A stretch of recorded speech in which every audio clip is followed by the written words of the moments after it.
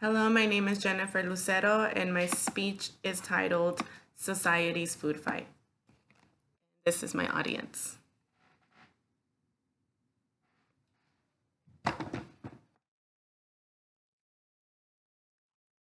Consumers. We buy, we eat, and we repeat.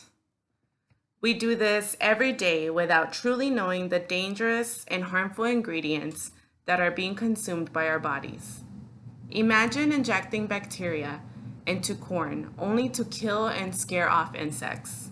Now imagine consuming this piece of corn at your next barbecue grill.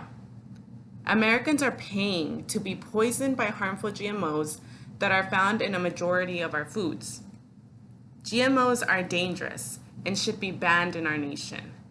GMOs' impact on society's health as well as the environment are very real. Unfortunately, there are no valid pros when discussing GMOs.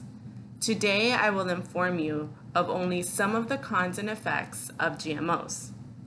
According to Hoki Faree, in her 2011 article titled Evidence Grows of Harmful Effects of GMOs on Human Fields, the U.S. Federal Department of Agriculture soothingly suggested that consumers do not need GMO labeling, as it would only confuse them, and they would then make the incorrect food choices. They claim GMOs are not considered dangerous for our health, but I differ. 64 countries around the world, including Australia, Japan, and all of the countries in the European Union, require genetically modified foods to be labeled.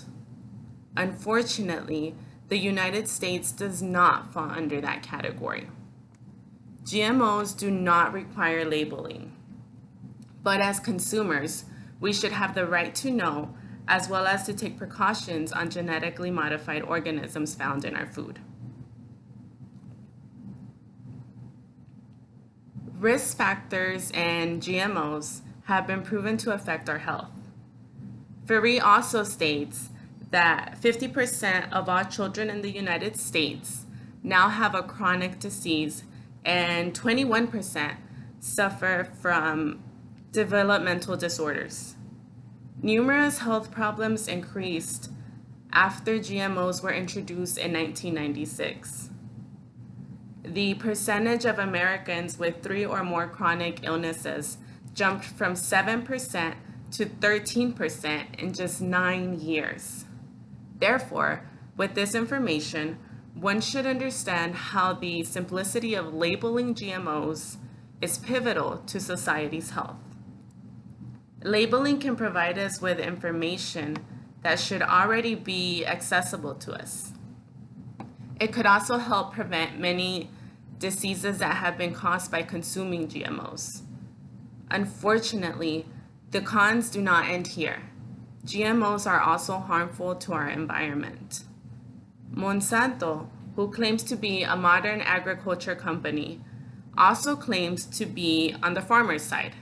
Their products show otherwise. GMOs increase herbicide use. George Fernandez stated in his 2015 U.S. Department of Agriculture article that Monsanto sells Roundup-ready crops designed to survive applications of the Roundup herbicide. Results? Super weeds, resistant to the herbicide. GMOs harm the environment. GM crops can harm animals and soil organisms. Roundup herbicides have been shown to cause birth defects in amphibians, as well as organ damage in animals, even at a very low doses. With this being said, GMOs should be our concern as they are found all around. The short-term and long-term effects can be witnessed in today's society. I encourage you to always read the label. As consumers, it is our responsibility to understand what we are ingesting. Our goal as a modern society should remain the same: to ban GMOs once and for all. Today, I have briefly explained the side effects of GMOs and how they do not only affect our society's health, but also the environment we call home. Do we want our food produced with risky genetically engineered fungi? Instead of investing in potential problems and masquerading as solutions, we should invest in the transparent production of real food in a way that benefits consumers as well as the environment. Consumers, we buy, we eat, and we repeat.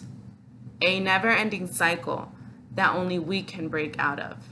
Let's keep this in mind the next time we find ourselves at our traditional barbecue grill.